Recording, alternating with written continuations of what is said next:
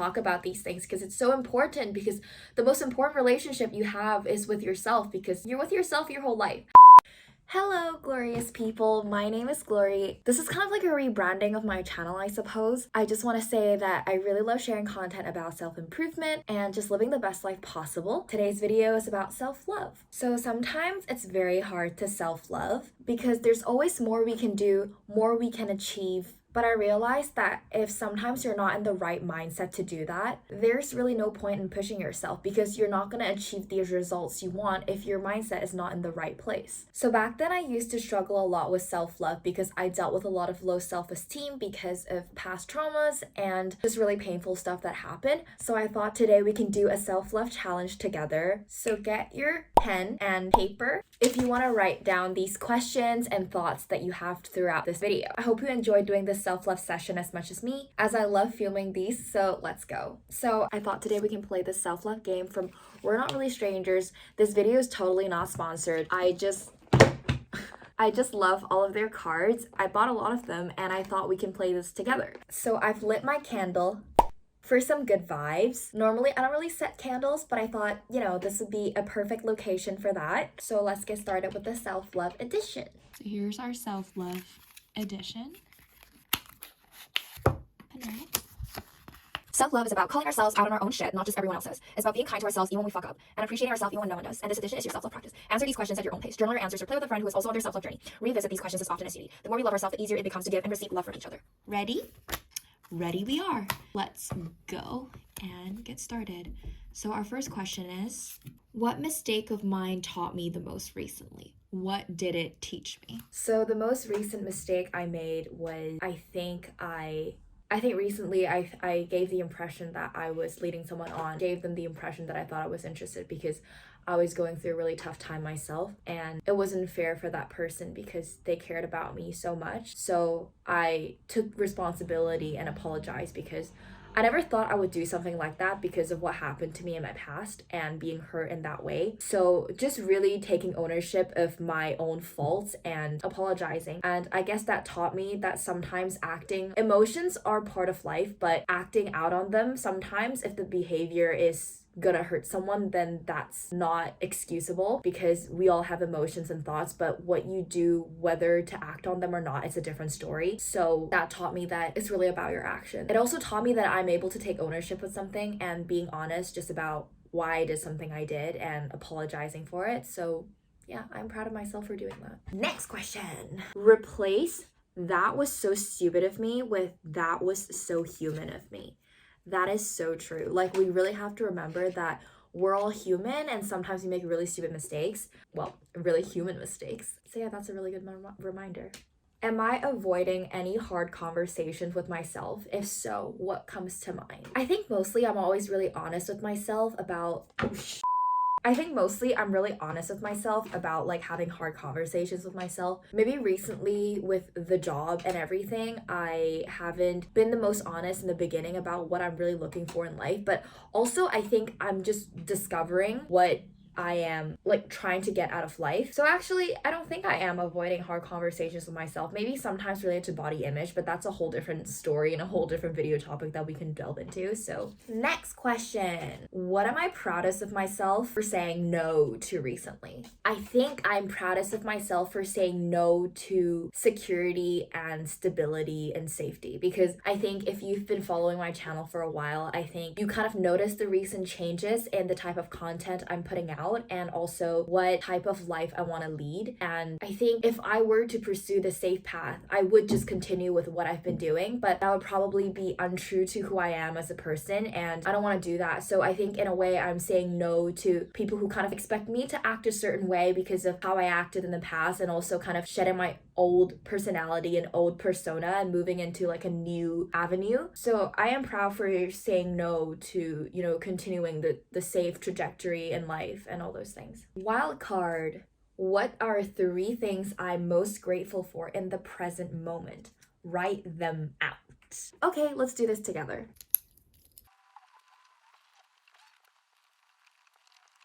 So I wrote my answers, and the first one is being able to talk to my mom at any time on a phone.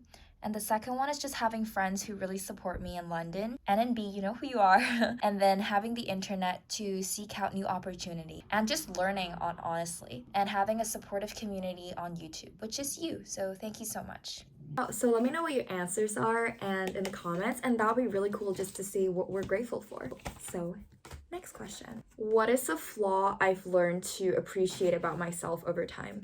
So I think I've always been a perfectionist, and I always want things to instantly happen. And if they don't happen instantly, despite me taking action, or if they're not like the most perfect condition, I get really frustrated and angry with myself. So that is a flaw, which is, I guess, just not being able to self-love, I suppose, and placing really high expectations on myself. But I learned to, I guess, appreciate that, because that creates a sense of urgency, and also for me to take action and create things that are like, you know, really fast, but also of good quality. And I think I'm also trying to learn that, you know, good things just take time, and it takes the action you take every day to build it into something. So that is something I've learned.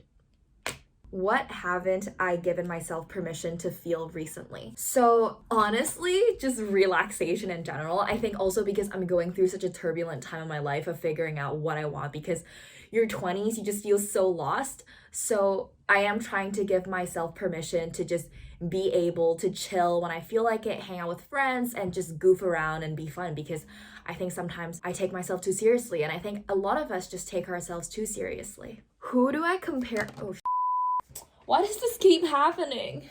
Who do I compare myself most to? Why them?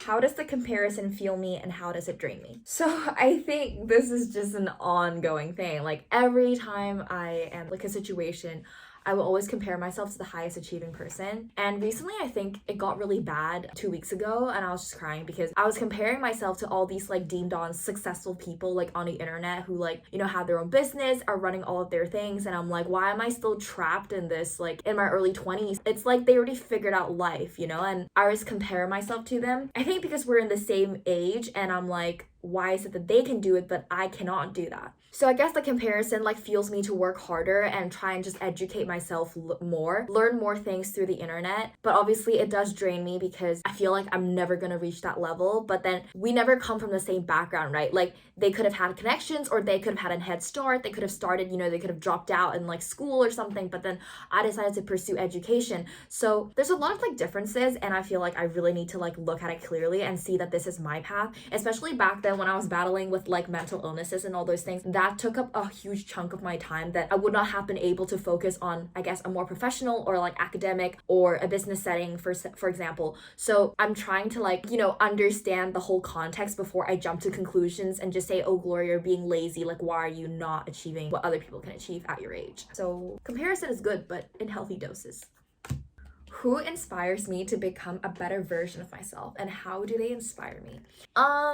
This is such a hard question because I feel like we have different role models in all different arenas. Maybe I'll answer my mom, because I think she's just always been such a boss woman. In fact, I made a video about her that you can check out here because she is amazing. So check that video out of my mom and how she trains and her mindset and all those things. But she inspires me to be a better version of myself because I think she's one of the people in my family that really supports me, and I am so appreciative of that because normally sometimes like people don't have the best parent-child relationship. So I am really grateful for that. They just inspire me to become a better version of myself because they believe in me and everything that I say. Like she believes that if I say it, like I can achieve it, you know? And obviously there's lots of different role models in the arena of like academics, professional life, business life, all those things. And there's also role models and like mindfulness and like health and all those things. Like for example, I really like Thich Nhat Hanh because he really inspires you to become like a better version of yourself by like really doing the inner work. So yeah, my mom. Mom, if you're watching this, I love you. How have I been underselling myself, perhaps unintentionally? I undersell myself my entire life, and it was intentional the whole life. I think it was also my Asian upbringing. Like everything was always like, you always stay humble, right? Like you never want to sell yourself, which is partly the reason why I'm trying to get into a sector in business that's actually about talking and like selling yourself, which is quite crazy, honestly. But I have been like humble all my life. Like it's like if you look back to my old videos about like my architecture portfolio and all the drawings I did, like when people are like, oh my god, Gloria, like your drawings are so amazing, and I'm like, oh, thanks, like it's okay, like like I didn't really like, do that much for them. Like that was always my default response. Say if I like share a history essay to my friend and he was like, Gloria, this writing is amazing, like it's so cool. I'm like, no, it's not that cool, and he's like, why do you say that? And I'm like, I don't know, like I think I'm just brought up this way where, when you say things, you don't want to brag. And like I used to just have the worst connotation with people who brag, because I always feel like that means you are just an egotistic person. But also, I think as I grow up more, you have to learn how to, sell yourself in a way that is obviously doesn't come across as being really arrogant, but really highlighting the achievements as like solid facts and how do you deliver yourself, Because for example, like in a job interview, you're trying to convince people to like take you on as a person. And there are literally times where I was in an interview and I would like leave out information because I feel like if I said that, it would sound like I'm bragging. Like if I got the Bartlett medal, if I got my school's medal or like a prize, I would like not say it because I could not get it out of my mouth because I feel like I'm just bragging to them. But like that's the point. Like in a job interview, you're supposed to, I guess, brag and like sell yourself, right? But I would just hold it off. So now I'm just trying to say it as a fact. I guess not come across as like, oh, by the way, I got this prize, but just say it like, also I achieved this prize in school and I'm quite proud of my achievement because I feel like it's been recognized. Like just say it as is, because it's a fact. Like you did achieve it. It's not like you're not as emotionally attached to it, if that makes sense. That was a really long-winded answer. What am I not willing to settle for in relationships today that I allowed not too long ago? So this is, I guess, a lot of like history, but back then I had a relationship where whenever we argued or talked, it was like the most destructive conversation ever. Like it was always my fault, it was always my problem, and everything I said like didn't make any sense, and it was just horrible. And now that I have friends around me that believe in the mindset of just being emotionally like open and like understanding and having empathy, I realized the amount of healthy conversations you can really have with another person. Like they genuinely want to put themselves in your shoes and understand where you're coming from. And I want to do the same for them. And having those type of conversations like really opened my eyes as to how humans can just connect in such a loving and healthy way that I did not think was possible back then. Now when I have relationships, communication is the number one thing, and just having decency and respect for each other and not making excuses, saying sorry when you don't mean it. So there. A nice little reminder for you. You deserve to take a breath. Relax for the moment. You've made it this far, and take that in. Getting into the deep stuff. What would I never want to change about myself? Be specific. So I think I would never want to change how kind I am, because I think kindness is the most important thing when it comes to interacting with people and being in this world. And I think as I grow up, I kind of see more and more like scenarios where people would take advantage of each other. And sometimes it's really scary. Like I feel like when I start working, getting into my 20s and being in the real world, like you really see how, people deal with each other and how businesses run. And it kind of scares me in a way, especially when I start like reading a lot of like finance books, business books, and all those things. Like it kind of scares me. But I never want to change the fact that I'm kind and I always want to help other people and create a positive impact on this world. And I hope that never changes in me, and having that just kindness and caring for other people. Yeah. Final card. Write a love letter to yourself. Take as much time as you need. Place it somewhere safe and open when you need it the most. So I guess let's do this exercise together. Get your pen and paper.